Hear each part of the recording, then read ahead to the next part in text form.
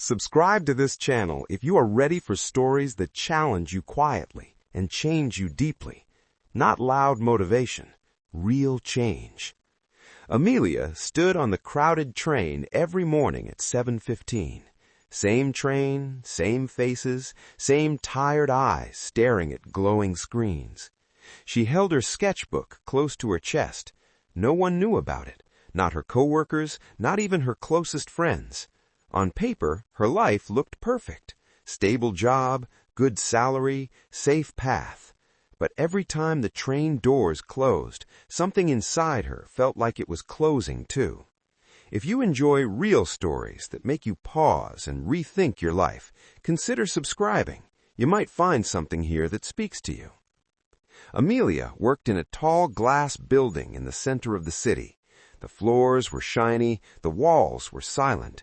The air smelled like coffee and printer ink. Her desk was neat, her smile was polite, but her heart was somewhere else. She loved art. She loved drawing strangers in quiet parks. She loved painting old streets glowing under soft evening light.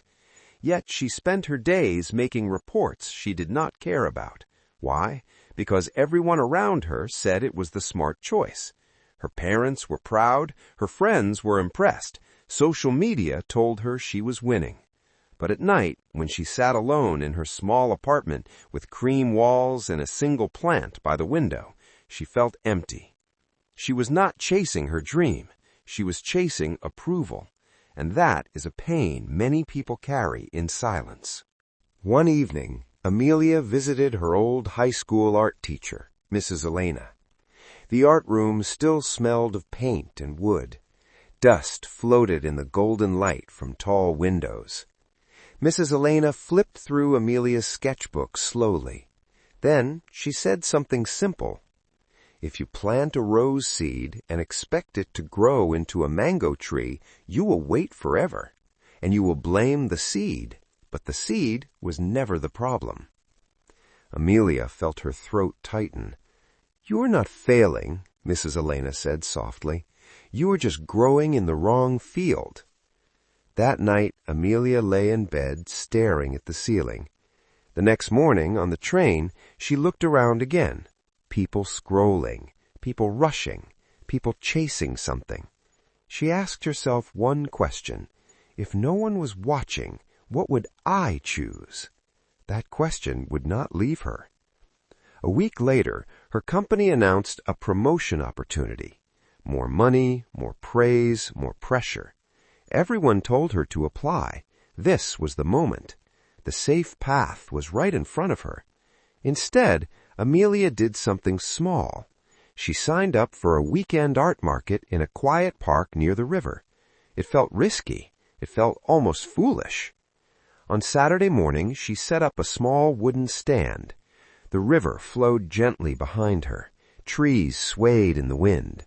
Her paintings were lined up carefully. Her hands were shaking. At first, no one stopped. People walked past. She felt invisible. She almost packed everything up. Then a little girl tugged her mother's sleeve and pointed at one of Amelia's paintings of an old street at sunset. That one feels warm, the girl whispered. The mother smiled and bought it. It was not a big sale, but it was a big moment.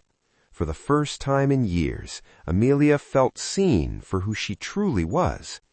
The truth became clear. When you chase someone else's dream, you might gain applause, but you slowly lose yourself. And losing yourself is a quiet tragedy. So Amelia started small. She did not quit her job overnight. She woke up 1 hour earlier each day to paint. She turned off her phone at night and practiced sketching instead of scrolling. She saved money instead of spending it to impress people. She posted her art online, even when only a few people noticed. Some days she felt doubt. Some days she felt fear. But she kept going. Discipline replaced excuses. Consistency replaced confusion. Months passed. Her art improved. Her confidence grew. A small cafe asked to hang her paintings on their walls. A local gallery invited her to join a group show.